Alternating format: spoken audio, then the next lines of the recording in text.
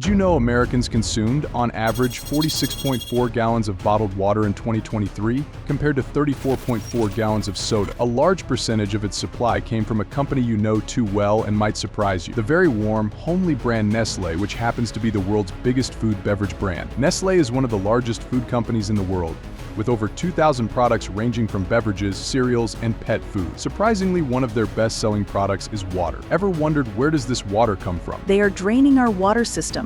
We are in a drought. Our ecosystem is dying, yet Nestle keeps taking our water. I need them to go back to Switzerland. In this video, we would expose several truths Nestle doesn't want America to know. It has been ruining America while presenting itself as a family-focused company. Chapter 1. How Nestle gets their water. Sit back and imagine this. It is the year 1987, and you are from Michigan. You are living in a small town surrounded by water. Lake Michigan's shore is home to the largest freshwater sand dunes in the world. From your backyard, you can see the creek that surrounds your town. The rushing sound often comforts you in the evenings when you sit by the porch. But your town is poor. There are few jobs and fewer industry options. Then, one day hope arrives. It comes in the form of a friend whose products you have been seeing often. You even have a Nestle cereal in your cupboard, and you always buy the milk when you go shopping. This time, they do not come as a breakfast option. They come with trucks and pipes and offer to change your town for the better. All they want is your water. Well, they do not come knocking at your door for approval. They go knocking at your governor's and the door is opened immediately, which is fine. You are so excited. Your town is about to see the greatest change it has ever seen in decades. You are not wrong. Decades later, the change finally rolls in TV news cameras, protests, petitions, town meetings, hashtags, hidden interviews, and you are in the middle of it all because your town is still small and financially inept, but your water is gone. The United Nations declared the access to clean water is a basic human right. Scarily, not everyone thinks so. In 2005, Peter Brabeck, the CEO of Nestle, slipped. In an interview, he expressed that it's a little extreme to call water a human right. He added that water is a foodstuff like any other, and like any other foodstuff, it should have a market value. Even though he later retracted his statement on grounds that its meaning was taken out of context, he still argued that water used to fill a pool or wash a car shouldn't be free. This fully explains Nestle's sinister actions in the past 50 years. They have been draining America's water systems for decades because they believe that water should be a privatized resource, bought and sold like every other good. But don't take only their word for it. Let's examine their activities by taking a trip through the now-dried creeks of Michigan. Michigan is just one of 8 U.S. states where Nestle extracts spring water. In Stanwood, the company bottles Ice Mountain, a spring water brand, with a label showing a snow-capped mountain. The first bottle from its Ice Mountain plant in Stanwood was shipped in May 2002. Its water was gotten from the White Pine Springs well, Sanctuary Spring in Mecosta County, and Avart Spring in Michigan, where Nestle pumped 250 gallons every minute for its Avart water bottling operation. This means that since 2002, Nestle has extracted over 4 billion gallons of groundwater from underneath Michigan. But these huge numbers are only a part of the problem. A bigger part of the problem is that Nestle pays next to nothing for this clean water.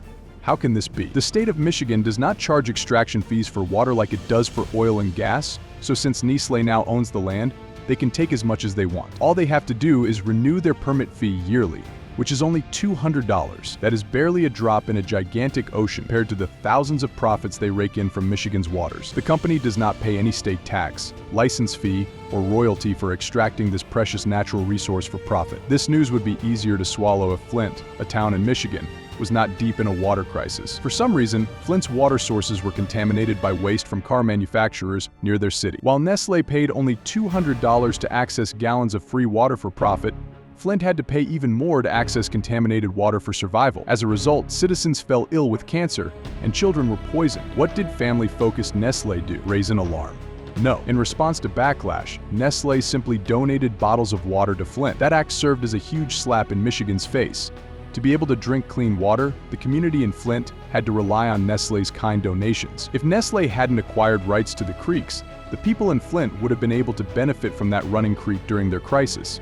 So, Nestle basically fetches their water for free and gives it back to them like kind gods. But why did the leaders allow this? Could it be money? In an interview with Al Jazeera, Zachary Sakacs, the city manager of Avart, Michigan, was seen profusely thanking Nestle for saving his town. How has Nestle blessed this simple town? You might want to reduce your expectations. Nestle paid for new ambulances and fireworks, new softball fields, and a state fairground. Those might sound like the bare minimum, but to this small town, it is a lot. In a different interview, the public school superintendent, Howard Hyde, also gushed about the new baseball diamonds Nestlé funded for the district's baseball team in 2005. According to him, it felt like Christmas. The devil works hard, but Nestlé works harder. This profit-mongering brand visits poor communities with lax regulations and entices them with the promise of jobs. In Avart, they were also promised a factory, which never came. They know that these communities do not have enough leverage to negotiate better, and so they use their laws to exploit them. But what law in Michigan does Nestlé exploit? Let's break this doctrine down. Nestlé acquired land in Michigan, which was a smart business move knowing the requirements of this doctrine. Under this doctrine, landowners are allowed to use water on or under their land and on adjacent property as long as it doesn't hurt neighboring ground or surface waters. Simply put, pump the water as long as it doesn't hurt the land around or open public rivers. So, nobody really owns the groundwater, but everyone has the right to use it reasonably as long as they own the land and as long as public bodies of water aren't affected. Because the water Nestlé extracts are below the ground and inaccessible for recreational use like fishing and paddling, they are not really considered subject to the public trust doctrine. Under this second doctrine, the state of Michigan protects surface waters for the people and strictly regulates their use. Some argue that the doctrine should apply to groundwater because what happens to it can affect public trust rights to surface waters. They are not completely wrong. Under the reasonable use doctrine, property owners cannot, for instance, cause harmful environmental impacts or dry up a neighboring well by diverting or extracting groundwater. It was on these grounds Olson, who represented the Michigan citizens in a 9-year court battle against Nestlé, based his arguments. This 9-year court battle resulted in a settlement that turned out to be useless in the end. The 9-year legal battle finally ended in 2009 when Nestlé agreed to drastically reduce the amount of water it takes from its 4 wells near Canadian lakes in Mecosta County. Nestlé wanted to pump 400 gallons per minute, but Circuit Court Judge Lawrence Root agreed that such rates would harm river tributaries. Well, Nestlé did not like this ruling. They wanted to have their way, so they appealed, and the case worked its way through the Mecosta County Circuit Court, the Michigan Court of Appeals, and the Michigan Supreme Court. However, even with the appeals, the eventual settlement limited Nestlé's pumping to an average of 218 gallons per minute. Is this a win? Not quite. The settlement actually left Michigan worse off. While they succeeded in reducing the amount of gallons Nestlé siphoned, the judges modified the reasonable use standard so much that they erased the distinction between on and off property water usage. They ruled that Nestlé's pumping wasn't causing environmental harm even when it was. Now, Nestlé can argue that under the Michigan Court of Appeals decision in 2005, its pumping is within the scope of its reasonable use on its land. And since it isn't harming anybody, it doesn't have to pay for it. However, Michigan's small win was taken away in 2018. What happened in Michigan in 2018? The citizens were shocked to learn that the Department of Environmental Quality overruled that settlement and relied on data provided by Nestle itself to approve a 167% capacity increase on Nestlé's water. Of course, the people of Michigan were enraged. With this increase, Nestlé would be free to pump about 400 gallons of water per minute, just like it had always wanted. Petitions were written, and a public comment period was held, during which the DEQ received over 80,000 comments rejecting the permit. But all of these fell on deaf ears. Even though over 80,000 comments opposed the increase, it was still granted. It is shocking to realize how powerful Nestlé really is. They can override the votes of up to 99% of the people. After this ruling, the people in Flint were told they would no longer receive free bottled water. This means in addition to high water rates, Flint has to buy bottled water from Nestlé if they want drinkable water. Nestlé basically fetches their water for free and gives it back to them for a fee. Well, the creeks in Michigan continue to drop and deplete under the tearful gaze of its citizens, especially the elderly ones who have lived long enough to know how beautiful its creeks and streams were. Nestlé has refused to admit that their activities are ruining the earth even when it is quite obvious that they are. The fishermen in Michigan have complained of the sudden lack of fishes. A cold water stream that was once the home of trout has become warmer, narrower, and more shallow. In some areas, streams that were once knee-deep have completely dried off. But in fact, they continue to argue that all of the data gathered from their scientists proves that they are not hurting the water systems at all, which is a hilarious point to make since the data collected from scientists outside the organization prove otherwise. So, Nestlé has succeeded in privatizing a free resource in Michigan, making them pay for their own water. Well, happily, this madness is restricted to Michigan. No other state is suffering from this crisis. Wrong. Nestlé does not discriminate. Let's take a trip to another dried-up creek, this time in California. Welcome to California with its cliff-lined beaches and redwood forest. Apart from the Sierra Nevada mountains and Mojave Desert, the clear streams that make up California's Strawberry Creek are also quite known. These streams flow down the side of a steep, rocky mountain in a national forest 2 hours east of Los Angeles. But even this stream is not safe from the water fairies. Last year, Nestlé siphoned over 45 million gallons of pristine spring water from the creek and bottled it under the Arrowhead Water label. Though it's on federal land, Nestlé paid the U.S. Forest Service and state practically nothing, and it profited hugely. Their worldwide sales in 2018 alone exceeded $7.8 billion. The result, some creek beds in the area are now bone dry, and gushing springs have been reduced to mere trickles because of their activities. Does this sound familiar? Of course. This is the exact experience in Michigan. In a sane country, this should be enough proof that Nestlé's activities are not as harmless as they claim. But this is not a sane country. In 2017, the state of California advised Nestlé to immediately cease any unauthorized diversions as there were claims that Nestlé was extracting water illegally. Well, a year later, defying common sense, the Forest Service approved a new 5-year permit that allowed Nestlé to continue using federal land to extract water. 5 more years of water drilling, even with the state of the water systems, should have been very worrisome. Nestlé's resource manager, Larry Lawrence, did not think this was worrisome. He insisted that the company obtained the right to Strawberry Creeks when it purchased Arrowhead. He also said that it's been scientifically proven that their processes don't hurt the water. Of course, we do not expect a worker who profits from the company to say otherwise. Nestlé is making billions in profit from bottling America's water and selling it back in plastic bottles. It presents itself as an eco-friendly company trying to save the world's fresh water supply. It calls itself a job creator that invests heavily in the locals and says it bottles only a minuscule amount of the nation's water. But this is simply not true. Other states, Michigan and California, are not the only states Nestlé has sunk its feet in the U.S. The brand owns companies all around the country. In Maine, Nestlé bottles Poland Spring, which is the best-selling bottled water brand in the United States. In Colorado, Nestlé extracts water for the Pacific Coast Spring brand Arrowhead. In Texas, Nestlé bottles Ozarka. In Maryland and Pennsylvania, it bottles Deer Park Spring water. In Florida, the spring brand is Zephyrhills. Out of all of these, only 18 states specifically tax water bottling factories. Maine charges at least a minimal amount for extracting groundwater for bottling. There's a $250 base fee plus a sliding scale fee of $50 per million gallons. Some states, like Maryland, charge nothing. Other states charge based on how much water is used. The fee Nestlé pays for pumping Ozarka water in Texas is based on acres used.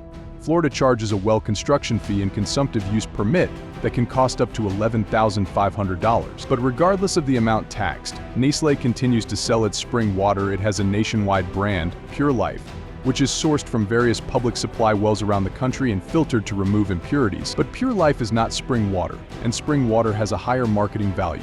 If this was not the case, it would make more sense to pump from a less environmentally sensitive area like the public supply wells than in cold water trout creeks. But this is the case.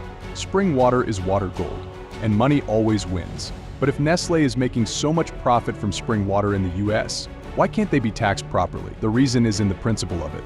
Environmental law experts claim that developing a groundwater tax would likely be fought, not just by Nestlé, but the combined might of the water industry, agriculture, and possibly even municipal governments, all of which benefit from the same laws that permit Nestlé to suck up the streams. For example, in Michigan, more than 3,800 large quantity water withdrawals were requested, but only about 580 were denied. Thus, 3,220 withdrawals were approved. But this is where it gets interesting. About 90% of these withdrawals were for agriculture, not bottled water. Because Nestlé is bottling water for consumption, it suffers more scrutiny. Still, there are a lot of other people withdrawing the same volume or more but going unnoticed. For example, Michigan farms, parks, and golf courses used 1.37 trillion gallons of water between 2005 and 2014, according to data kept by the DEC. Most of that water came from groundwater wells for use as irrigation. In comparison, the 5 Michigan water bottling companies Nestlé, Absapure Company in Jackson County, Millbrook Water Company in Mecosta County, Shea Water Company in Saginaw County, and White Cloud Natural Spring Water in Newaygo County extracted only 4.1 billion gallons between 2005 and 2015 amongst themselves. Of the 5, Nestlé, which used 3.4 billion gallons, was the largest user. It is difficult to tax water because, at some point, you will have to decide what uses of water should be charged a fee and what shouldn't. Moral arguments about human rights to water would also come into play. If you say water extracted for profit should be taxed, what about farmers who use water to grow crops for profit? Nestlé profited from this confusion by overstaying their welcome, and now they are here to stay. In Freiburg, Maine, residents have been attempting to dislodge Nestlé since the early 2000s. They fought several rounds at the ballot box and state court system, but Nestlé won most of them. Don't be surprised that they did. Nestlé is way more powerful than you think. In a recent legal battle that progressed to Maine's Supreme Court, The judge accepted a deal allowing Nestlé to pull between 75 m and 220 m gallons annually from a Freiburg well for 45 years. Nestlé presents itself as Poland Springs in Freiburg. Not Nestlé, but it is just a way to get the people to trust it more. Meanwhile, every regulatory body in Maine is filled with former Nestlé employees or contractors, which means they all judge in favor of Nestlé with a heavy bias. For example, the Maine Public Utilities Commission was set to rule on the Freiburg water deal in 2013 when it was revealed that all three commissioners considering the case had worked for Nestlé as lobbyists, attorneys, and consultants. The state's Environmental Protection Board was also Nestlé's manager. You will think this would get them bad press, but Nestlé knows how to kill the noise. It is a corporate villain motivated by greed, and it can go to any length to get its way. Every year, it spends millions on lobbying and campaign contributions at the federal and state levels, helping governments get power and demanding loyalty in return. For example, it donated $634,000 to Maine's politicians between 2001 and 2012. Such tactics are partly what's behind the Forest Service's Strawberry Creek decision to allow Nestlé to pull water from federal land. And unfortunately, it doesn't matter what people think, greed will greedily get its way. If only the depletion of water systems in the U.S. were the worst evil from Nestlé. Unfortunately, it isn't. There are other evil deeds done in several lands which are a million times greater than anything Nestlé has ever done in the United States. Tina, a university student and mother of 5, has lived without running tap water since the age of 16. She and her children don't have access to toilets, showers, and baths, and they have to walk several miles to fetch water. No, this is not a third world country. It is Canada. Chapter 2: Nestlé causing drought. Canada is one of United Nations' top places in the world to live. It is a country in the North American continent known for its high standard of living. However, Tina's native community is in southern Ontario, and his community suffers greatly. Wonder why? Drought. Twice a week, Tina and her husband take buckets and drive 8 kilometers to a public tap to fill up. They use this water for laundry and showers. The water is too contaminated to be drinkable though, so once a week they also drive 10 kilometers to the nearest town, Caledonia, to buy bottled waters. Each bottled water weighed more than 40 pounds, so Tina began collecting rainwater from her rooftop gutters. But something stopped her. Her son began to have terrible rashes. At the hospital, she was told the rashes were caused by bacteria on the roof shingles. Tina felt like a terrible mother, but all she wanted was for her child to have enough water to drink.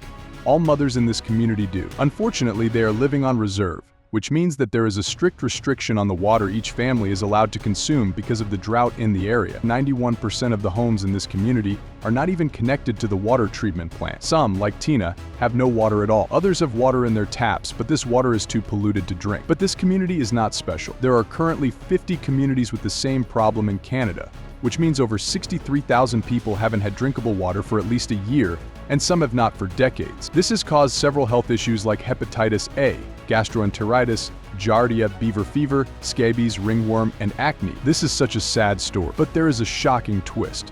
While Tina and the rest of this community do without water, Nestlé extracts millions of liters of water daily from a well in the town of Hillsburg, Ontario, and bottles it for sale. This is not a joke. Nestle does not care for families at all.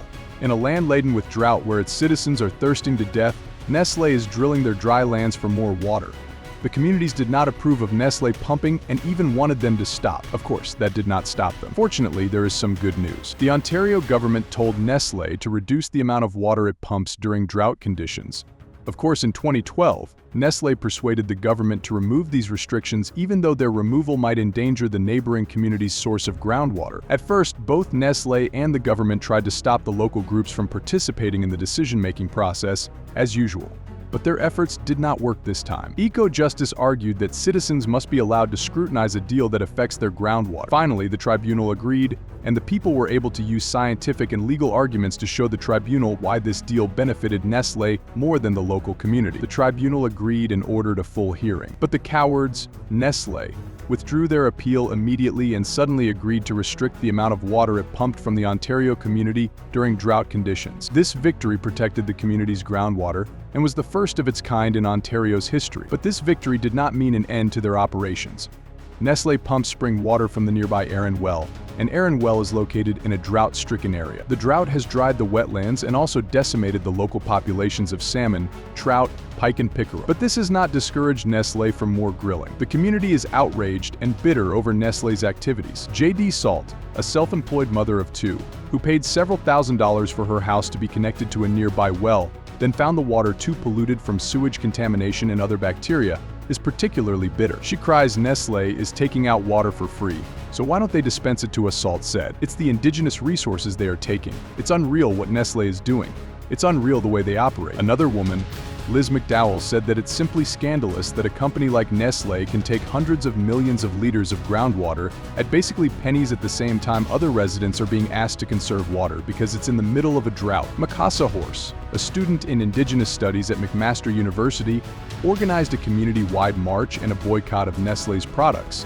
However, the boycott has been difficult to follow because Nestle sells and owns so many companies and products. Nestlé's commercialization of these natural resources in a community that lacks access to reliable, safe, affordable drinking water is a stunning example of its greed. The young people in the communities are upset, pissed, and demoralized. There's a strong element of depression, sadness, and hopelessness because it's been going on for so long. Chapter 3. Nestlé and Child Labor. Ivory Coast is the world's largest producer of cocoa, the raw ingredient that makes chocolate. The industry is estimated to be worth close to $60 billion a year. If you are close to any 5-year-old kids, you know they love chocolate drinks. They might spend an evening watching cartoons with a glass of hot chocolate. They rarely make these drinks themselves.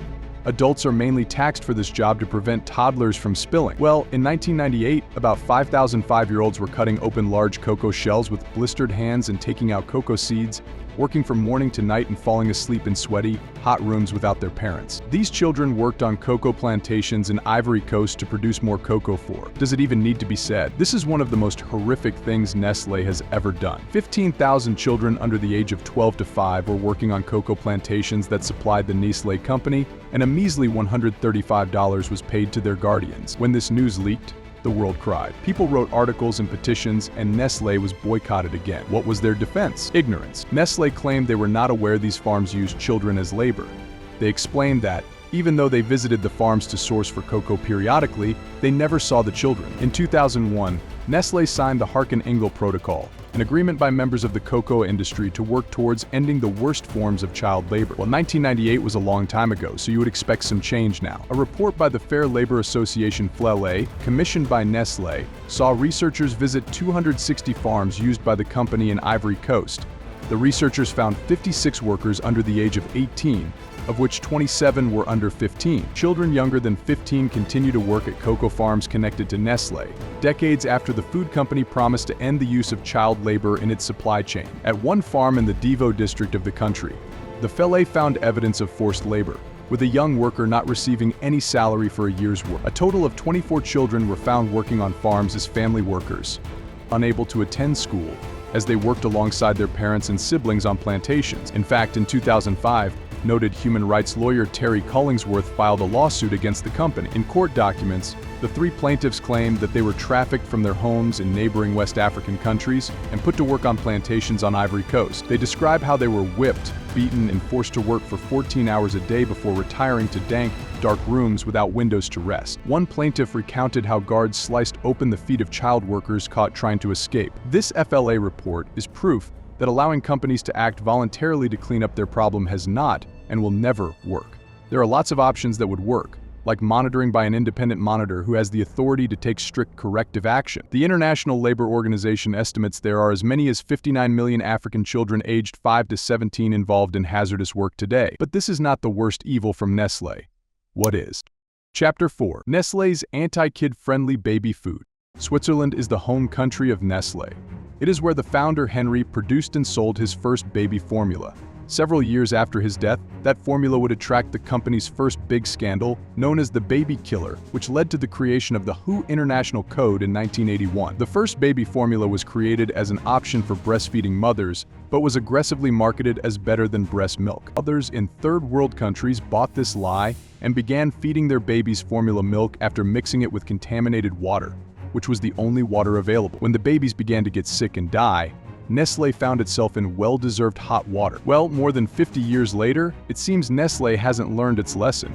A new investigation found that one portion of Nestlé cereal sold in poor countries for 6-month-old babies contained around 1.5 cubes of sugar per serving. Researchers examined about 150 products and found, in many cases, that the same baby formula with no added sugar in Switzerland, Germany, France, and the United Kingdom contained unhealthy levels of it in countries such as the Philippines, South Africa, and Thailand. What is the risk in this?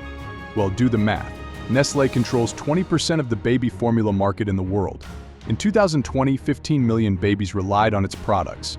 That's nearly the population of the Netherlands. The company's wheat cereal Cerelac and powder milk Nido are the world's #1 brands, with sales exceeding £2 billion in 2022. So for example, one portion of Cerelac for 6-month-old babies sold in Thailand contains 6 grams of sugar, 1.5 cubes of sugar per serving, but in Germany and the United Kingdom, the same instant cereal had no added sugar at all. While foods with natural sugar, such as fruits, are safe for infants and children, added sugars are bad as they can cause obesity and non-communicable diseases like cardiovascular disease in babies. Worldwide, obesity has doubled since 1990. The percentage of obese children and adolescents has multiplied 4 times, reaching 8% of 5 to 19-year-olds.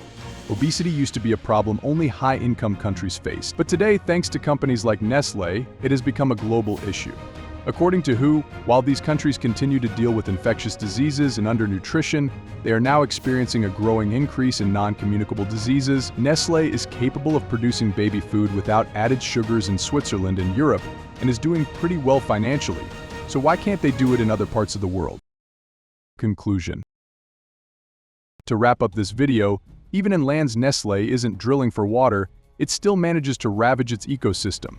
In 2010, Nestlé pledged that in 10 years, it would only use deforestation-free raw materials. Well, in 2019, Nestlé recorded more than 1,000 cases of deforestation per day. Development organizations also accused Nestlé's palm oil suppliers of land conflicts, exploitation, and child labor again. Because of its production, Nestlé consumes large quantities of palm oil. For example, it used 455,000 tons of palm oil in 2019 alone. To get this oil palm trees are cut down. Nestlé not only destroys rainforests, it also drives smallholders off their land, exploits plantation workers, and in some cases relies on child labor. 30% to 40% of deforestation cases are said to occur between the oil palm plantations connected to Nestlé. This translates to the destruction of 142,000 to 189,000 hectares of rainforest, an area roughly the size of London, every year. Even though Nestlé does not disclose most oil palm plantations that provide its raw material, we can tell there are thousands of them since Nestlé's high demand must create huge incentives for new plantations. Most of the palm oil mills actually listed by Nestlé are located in Indonesia and Malaysia. Those alone account for about 90% of global palm oil production. The majority of the farms are owned by agricultural multinationals such as ADM, Bunge, Cargill, Olam, and Wilmar companies that environmental organizations have repeatedly accused of deforestation, human rights violations, and pollution. In Peru, for example, Nestlé buys palm oil and other raw materials from the Olpisa oil mill. According to environmental journalist research, the mill obtains palm oil from the Ocho Sur plantation company, which cut down at least 12,000 hectares of Amazon rainforest. In Honduras, Nestlé buys palm oil from Exportadora del Atlántico, a company of the Dinant Group. In recent years, smallholder and human rights organizations have accused this oil mill of the killings of at least 140 people in a violent land conflict. In 2019, the authorities were able to arrest a fugitive former security guard of the Dinant Group who was accused of murdering 3 smallholders. In Malaysia, Nestlé buys palm oil from oil mills in Sabah State, which is known for ruthless exploitation and forced labor. A large proportion of the plantation workers, some 840,000 people, are illegal immigrants from Indonesia. These include an estimated 50,000 to 200,000 children. While the Swiss-based company is pacifying consumers with PR promises, its business with cheap palm oil is booming. The price for this is being paid by people and nature in tropical countries.